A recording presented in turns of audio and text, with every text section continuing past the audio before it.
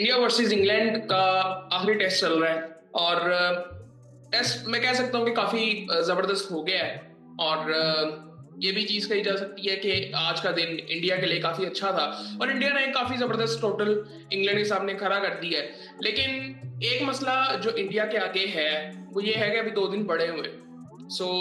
England के पास अभी काफी टाइम है कि वो बड़े आराम से ये चेज कर सकते हैं। लेकिन ये चेज मैं ये नहीं कह सकता कि बहुत आसान चेज होगा। लेकिन आई थिंक एक अच्छा टोटल है, किसी भी तरफ मैच जा सकता है। पहले स्कोर कार्ड आपको बता दूं आज हुआ क्या है, फिर उसके बाद बात करते हैं।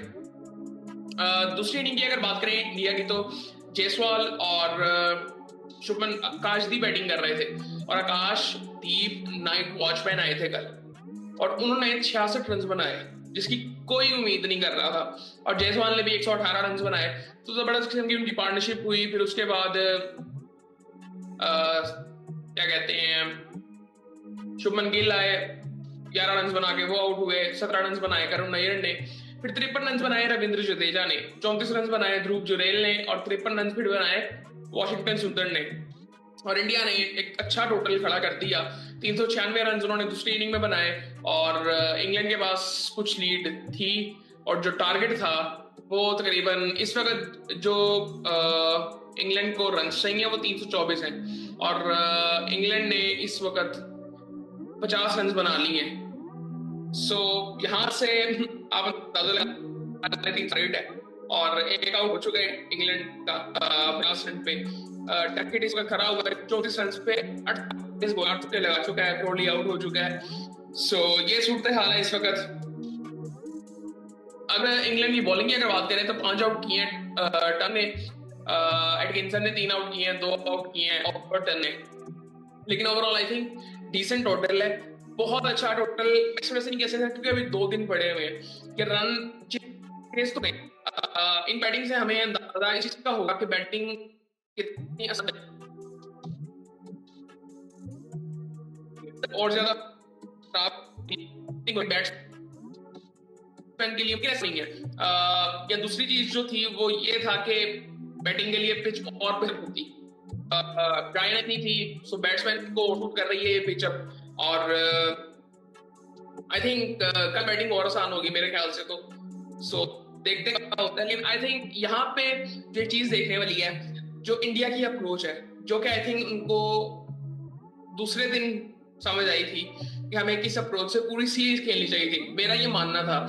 सीरीज जब शुरू नहीं हुई थी, काफी मैं इंडियन मीडिया में देख रहा था, काफी लोग बात कर रहे थे कि इंडिया 4-1 या 3-1 इससे सीरीज हारेगा। मोस्टली लोगों ने ये बात की थी। जीतने वाले जो कह रहे थे कि जीतेंगे। अब उसकी वजह मैं आपको बताता हूँ। अच्छा, मुझे ऐसे नहीं लग रहा था, मुझे उम्मीद थी कि इंडिया ये सीरीज जीत सकती है। मुझे हमेशा से था कि इंडिया की जो बॉलिंग है वो काफी बेहतर है और इवन बैटिंग भी अगर बात करें तो काफी डिसेंट बैटिंग है। इंडिया ये सीरीज जीत सकती थी। लेकिन इनकी जो अप्रोच थी पूरी सीरीज में वो आई थिंक बहुत ज्यादा डिफेंसिव थी, जिसकी वजह से ये जो रिजल्ट्स हमने देखे हैं गोरी टीमों से, इवन मतलब गोरी टीमों के सामने आप ये अप्रोच से जा ही नहीं सकते। हमने रोहित को देखा था, उनमें और अब शुभमन गिल में फर्क इस चीज का है कि वो जरा दूसरी टीम पे चढ़ने की कोशिश करते थे कि ऊपर से आए और प्रेशर डालें दूसरी टीम पे। लेकिन शुभमन गिल का मुझे वो चीज नजर नहीं आई। अगर हम आज का दिन और कल का आखिरी सेशन निकालते हैं जब इंडिया ने बैटिंग की, जायसवाल ने जिस तरह से बैटिंग की थी, क्योंकि ये अप्रोच अगर इनकी पूरी सीरीज में होती तो हो सकता था कि रिजल्ट जो है वो पिछले मैचेस के भी काफी डिफरेंट होते, जो कि मुझे लगता है हो सकते थे।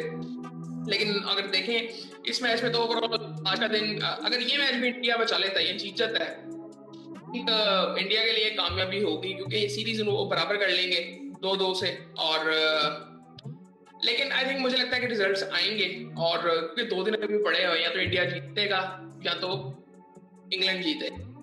तो रिजल्ट्स तो मुझे लगता है आने चाहिए, आएंगे जो कि 2 दिन अभी पड़े हुए हैं। या तो बारिश हो जाए 2 दिन, फिर कुछ हो सकता है, लेकिन अदरवाइज आई थिंक रिजल्ट्स आएंगे। और मुझे चांस अभी भी लगता है 50 कह सकते हैं, बट आई थिंक मुझे लगता है बैटिंग काफी आसान है। इंग्लैंड की तरफ से मैच जा सकता है। बुमराह खेल नहीं रहा इस मैच में।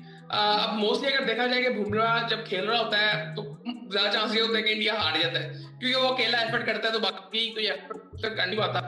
और ये इंडिया की हिस्ट्री में ये चीज रही है इस तरह से। लेकिन जिस मैच में बुमराह नहीं खेलता, इवन ऑस्ट्रेलिया में आप ये चीज देखेंगे तो वहां पे भी ऐसे ही था। वो वहां पे इंडिया टीचर है, चीजें ऐसी चलती रहती हैं। ओवरऑल अगर देखें सो आई थिंक अच्छी सीरीज गई है ओवरऑल अगर देखें तो। लेकिन मुझे लगता है कि काफी मैचेस बोरिंग भी थे रोज की वजह से। और एज अ व्यूअर अगर आप ये मैच इस तरह से देखेंगे तो आप इंजॉय करते नहीं है।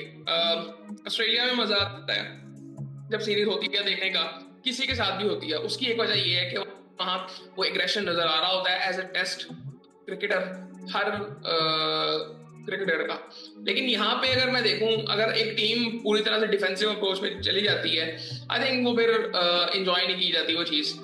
इवन एशेज का इसलिए मजा आता है। इवन इंडिया की भी अप्रोच पिछले कुछ सालों में ऐसी रही है, लेकिन इस सीरीज में उस तरह से हमें कुछ इतना खास नजर नहीं आया। लेकिन आई थिंक जायसवाल ने बड़ी जबरदस्त बैटिंग की है ओवरऑल। बाकी जो जडेजा है, वॉशिंगटन सुंदर है, उनकी भी कंट्रीब्यूशन काफी जबरदस्त है। बट एक अच्छा थिंक, और इंडिया ये मैच जीत सकता है, लेकिन इंग्लैंड के पास भी चांस है कि वो मैच जीत सके, क्योंकि पिछली दफा भी उन्होंने चेस की था, वो बड़ा जबरदस्त था। सो आई थिंक मुझे इस वक्त लगता है कुछ मैच है इस वक्त और कोई भी टीम ये मैच जीत सकती है। लेकिन अगर जब ये मैच शुरू था उस वक्त अगर देखते तो इंडिया के हाथ से मैच निकल चुका था, जिस तरह से उन्होंने बैटिंग की थी। बाद में इंग्लैंड को लीड मिली, और इंग्लैंड ने मेरे ख्याल से कोई इतनी खास बैटिंग नहीं की थी, बैटिंग में से की थी।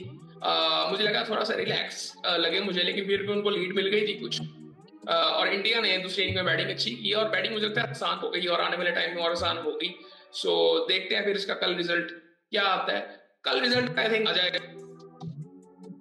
बाकी आई थिंक काफी चीजें चल रही हैं, उसके बारे में बाद में फिर बात करेंगे।